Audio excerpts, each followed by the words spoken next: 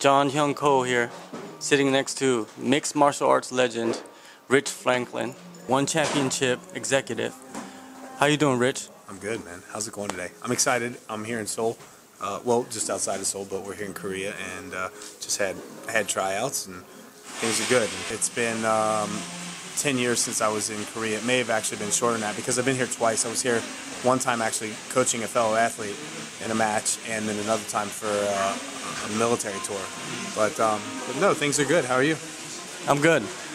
Like you said, it's the tryouts for the One Warrior series, and you got to see a lot of Korean fighters, right? Up and coming fighters, prospects, young guys.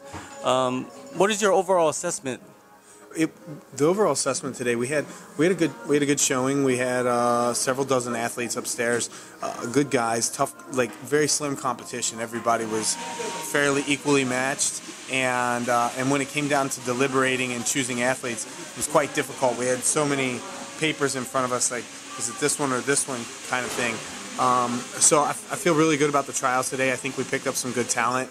It'll be interesting because this is the last city that we did on this tour, where myself and Jonathan, who is with me today, will go back and sit down and start looking at the athletes we recruited and start looking at matchups and who we think would match up well with somebody else.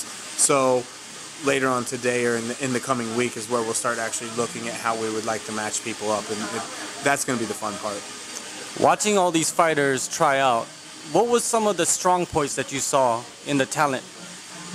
What I liked, what was quite different about any of the other places I've been to recruit talent, is that the guys grappling here, the style of grappling is much different. Like it's very positional. They're not like necessarily sinking in submissions all the time. Which for the tryout format, we have that phase of like flow grappling and then the phase of the live scenario situations.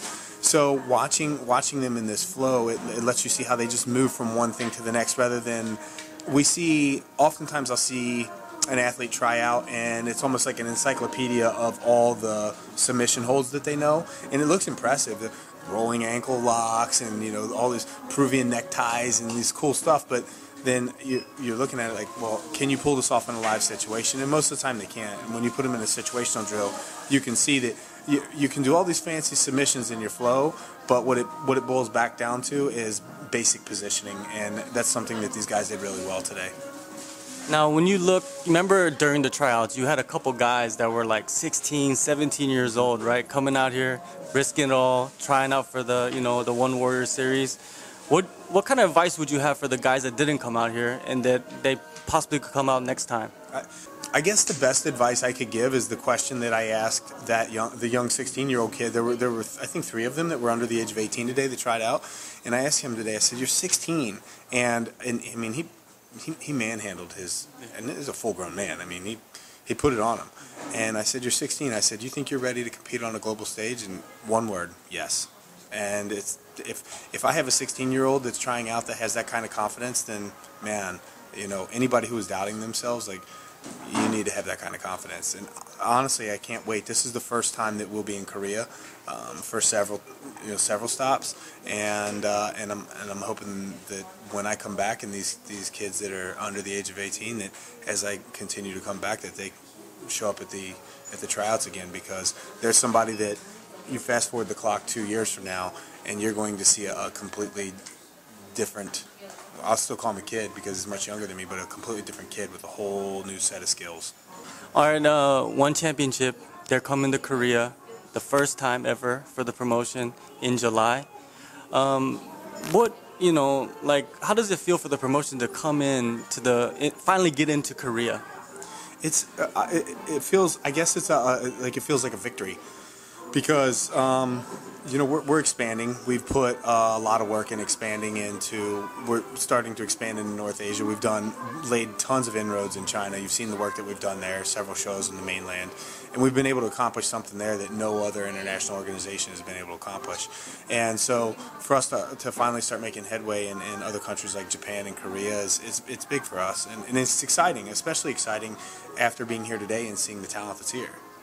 Can you give us any insight on maybe who might be on that card? You know, there's a couple, you know, Korean descent. They're from Korean descent, like Angela Lee, Christian Lee, Yeah. huge stars, right? Yeah. Kim Dae-won is another one. Yeah. He's a prospect, and Kevin Chung, who actually lives in America. He's Yeah. Korean American. Yeah. So, do you think you could give us anything? Look, if we're coming to Korea, I can't guarantee that. I mean, I can't guarantee that any of those people would be on the card. But you know, all the names that you listed, obviously they have Korean descent, so it makes sense for them to be on the card. Particularly Kim Dae-won. You know, he's a great athlete. Love watching him compete. I mean, every time he steps in the cage is exciting. And then of course Kevin, super talented, well-rounded guy. So I would imagine that we would probably utilize the talent here for the local draw. But no, I don't even think they've begun to put that card together yet. There's so many things that can happen between now and July with people getting injured or who's clear from one match to the next type of thing. So I don't know, and I'm running this thing now with One Warrior Series, and so I don't want to say completely disconnected from that, but that's like I'm not privy to all that information, we'll say, because I'm so busy doing this. You know, one championship or this One Warrior Series has gotten you flying all over Asia like a rock star. You've been visiting all different countries, right? Like, how does Korea stand out? I like Korea. This is I think my third time that I've been here. I think I have three, and the people are friendly. I'm in this cafe, and this young lady, very friendly young lady, speaks English really well, super helpful, and the people here are just pleasant people. And as I was telling you before we actually started, I said one way that you can learn about the culture or the people in a city is by going outside and just walking around and seeing how clean the city is. And I was commenting on how clean it is here in Korea, how quiet it is, and for the population density, it doesn't seem real crowded either. Now it's a Saturday, so maybe I'm a bit like my point of view is maybe skewed a little bit, but it's a nice city. This is the kind of city. I'm not a city guy, but if I was to live in a city, and I could see myself spending some time here. It's got a good vibe to it. Now, final question. You look like you're in pretty good shape, and guys are coming back, stepping back into the cage, Do you ever get the itch to get back inside and show, your skills again? Let me just say that you made a comment earlier about flying around like a rock star, and when you travel this much, to maintain the kind of training that you would need to actually put together a camp, it's not realistic.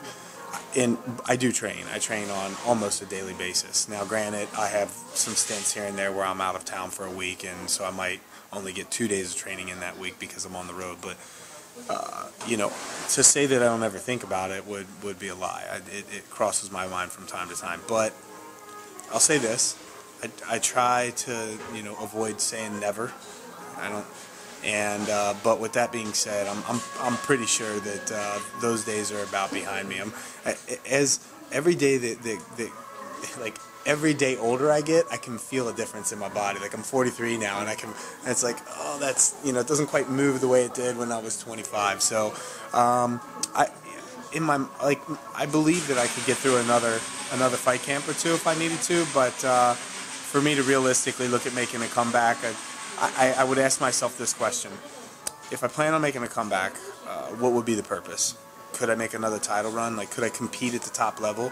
And if the answer to that question is yes, then I would possibly consider it. But at this age, I don't think I have enough time yet to actually do that. So then it would just be like, for what purpose? And I think the thing I miss the most about my career is the camaraderie I had with my team. Like going into the gym every day, and it truly was like a family. And that's the thing that I miss the most. So if there was anything that I could replicate more than anything else, people think like you miss having your hand raised, or you miss being, having, in front of the fans and all that kind of stuff. No, it's more about the camaraderie with my team that I miss the most. And that's a difficult thing to replicate, because that time was what it was. So possible, not probable though. All right, Rich, thank you for your time, and I'll catch you when you come back for the next tryouts. We should be back here in something like 4 months-ish, 3 4 months maybe. So yeah, we'll be back. I'm excited to come back to Korea.